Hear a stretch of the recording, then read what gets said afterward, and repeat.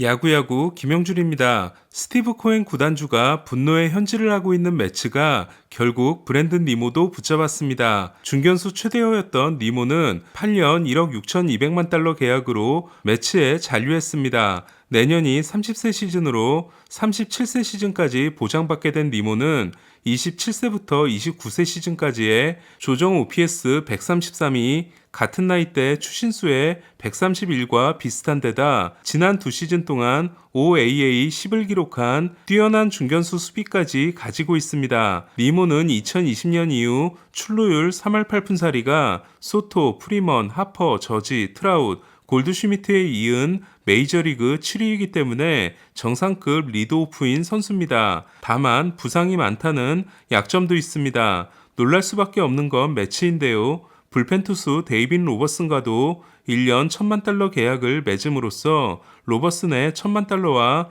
니모의 평균 연봉 2,025만 달러가 추가된 매치는 페이롤이 3억 2,200만 달러로 치솟아 4차 사치세 기준인 2억 9,300만 달러를 가뿐히 돌파했습니다. 더 놀라운 건 매치가 여기서 멈추지 않고 센가코다이를 노리고 있다는 겁니다. 지금 미쳐있는 팀은 매치만이 아닙니다. 지난 6일 동안 메이저리그에는 엄청난 돈잔치가 열렸습니다. 15억 달러, 우리 돈으로 2조 원에 해당되는 계약이 쏟아져 나온 겁니다. 연장 계약을 제외한 FA 계약으로 한정하면 최대 규모 1위, 5위, 7위, 평균 연봉 1위, 3위, 4위 계약이 그 6일 사이에 탄생했습니다. 지난 6년 동안 1억 8천만 달러 이상 계약은 2018 시즌 후 하퍼와 마차도, 2019 시즌 후 콜 랜돈 스트라스버그, 지난해 시거와 브라이언트까지 총 7건이었지만 올해는 저지, 터너, 보가츠, 디그롬의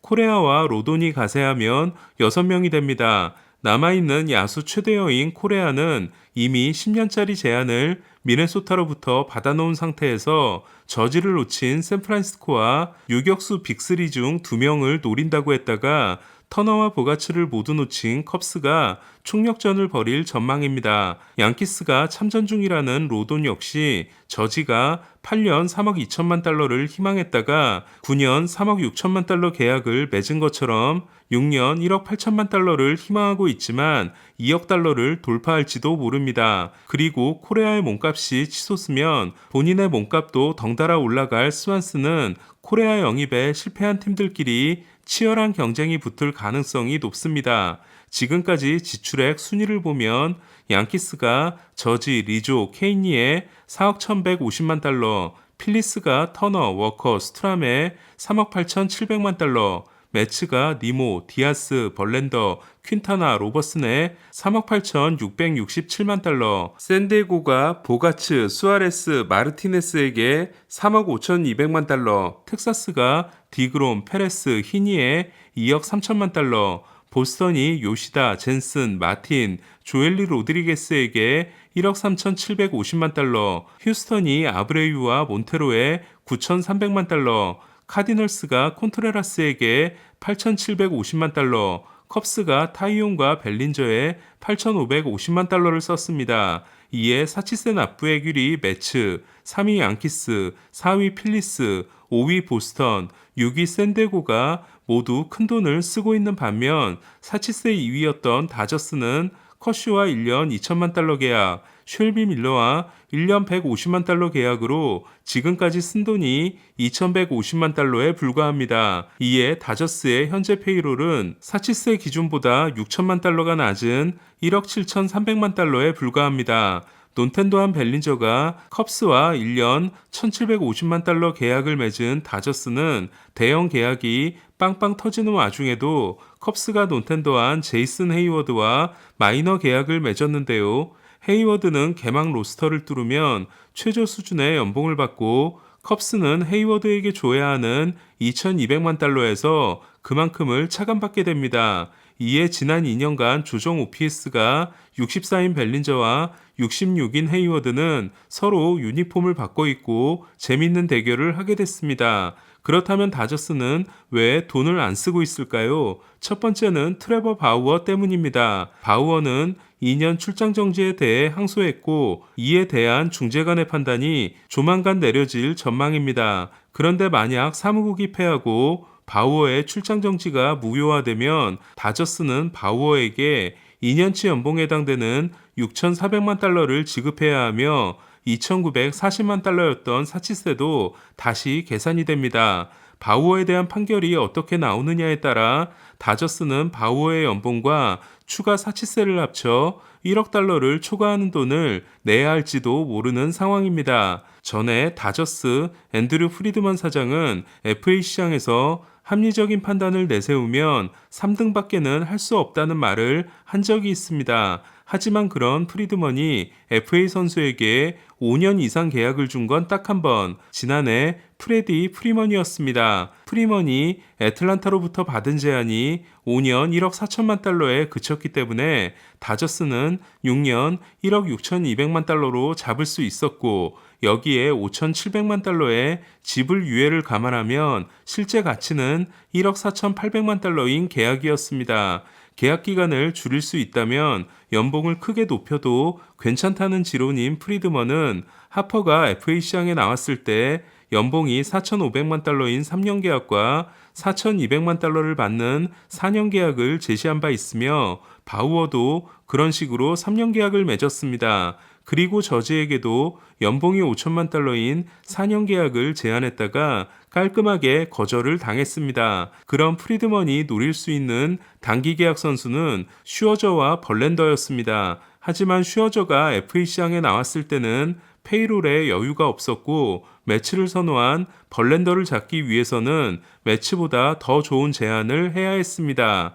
그리고 디그롬 또한 5년을 제시한 텍사스를 이기는 게 불가능했습니다. 그렇다 보니 다저스는 강제적으로 돈을 쓸 수 없게 된 겁니다. 저는 다저스가 이번 스토브리그를 쉬어가는 게 나쁘지 않다고 생각합니다. 만에 하나 10년 연속 포스트 시즌이 중단되더라도 흥행에 타격을 입을 가능성은 낮으며 포스트 시즌 진출이 아닌 월드시리즈 우승을 위해서는 체질 개선을 해야 하기 때문입니다. 피더슨, 시거, 벨린저, 우리아스가 나타났을 때처럼 어린 선수들이 자리를 잡고 있어야 효율적으로 돈을 쓸 수 있고 월드시리즈 우승 전력이 가능하기 때문입니다. 앞서 등장한 유망주들은 워낙 뛰어났기 때문에 곧바로 자리를 잡을 수 있었지만 현재 다저스의 유망주들은 시거, 벨린저, 우리아스 수준은 아니기 때문에 결과와 상관없이 충분히 기회를 주는 1년이 필요할지도 모릅니다. 다저스가 잠시 쉬어가야 하는 건 매치와 같은 길을 걸을 수는 없기 때문입니다. 매치의 돈 쓰기는 놀랍지만 매치의 미래가 어떻게 될지는 짐작할 수 있습니다. 매치는 우승에 대한 구단주 개인의 욕망에 철저하게 의지하고 있기 때문에 코엔이 보스 시절의 양키스처럼 돈 쓰기를 멈추지 않는다면 좋겠지만 우승을 차지하고 나서 혹은 우승을 차지하지 못해 애정이 식어버리면 엄청난 후유증이 몰려올 겁니다. 그리고 요즘의 메이저리그는 보스 시절 같은 무한 돈 쓰기가 불가능한 구조입니다. 이것이 다저스가 새로운 코어를 발굴하기 위해 1년을 쉬어가도 괜찮은 이유입니다. 다저스는 코어 발굴에 실패하더라도 빠르게 지출 모드로 돌아설 수 있는 팀입니다. 이번 FA 시장은 좋은 선수들도 많지만 돈을 쓰고 싶어하는 팀들이 많아 선수들의 몸값이 폭등하고 있습니다. 즉 공급보다 수요가 많아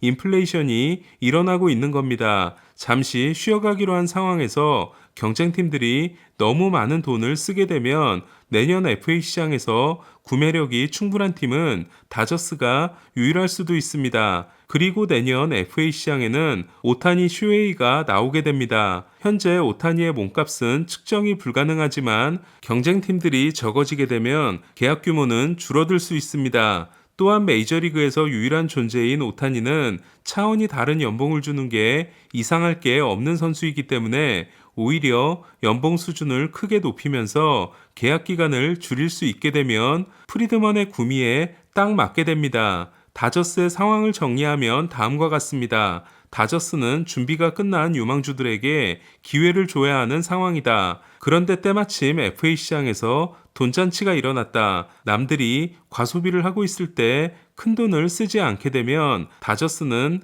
내년 오타니 쟁탈전에서 절대적으로 유리한 위치를 잡을 수 있다. 그리고 어쩌면 다저스는 내년 시즌 후 FA가 되는 다르비슈까지 노리게 될지도 모릅니다. 한 가지 오해하지 말아야 할 건 그렇다고 다저스가 스토브리그를 이대로 끝내진 않을 거라는 겁니다. 다저스는 사치세 기준 직전까지는 돈을 쓸 것이고 그렇다면 1,000만 달러 연봉 선수를 최대 5명까지 영입할 수 있습니다. 그리고 이들은 올 시즌에 앞서 1년 800만 달러 계약을 맺었던 타일러 앤더슨처럼 1년 또는 2년의 초단기 계약을 맺거나 가장 긴 계약이면 3년일 가능성이 높습니다. 이에 다저스가 정말로 이번 겨울을 쉬어가고 대형 선수들이 대부분 정리되면 다저스가 고쳐 쓸 만한 재료들을 모으는 다저스 타임이 본격 시작될 수 있습니다. 프리드먼이 바우어와 계약했던 건 다르비슈, 스넬, 머스그로브를 영입한 샌디에고에 대한 대응이었습니다. 그리고 이번에도 샌디에고는 보가츠와 계약하는 것으로 다저스에 대한 선전포고를 했습니다. 과연 다저스는 이에 대응하지 않을 수 있을까요? 아니면 샌디에고에게 자극을 받아 남아있는 빅네임을 노리게 될까요? 이번 스토브리그의 또 다른 관전 포인트는 다저스입니다. 야구야구 김영준이었습니다.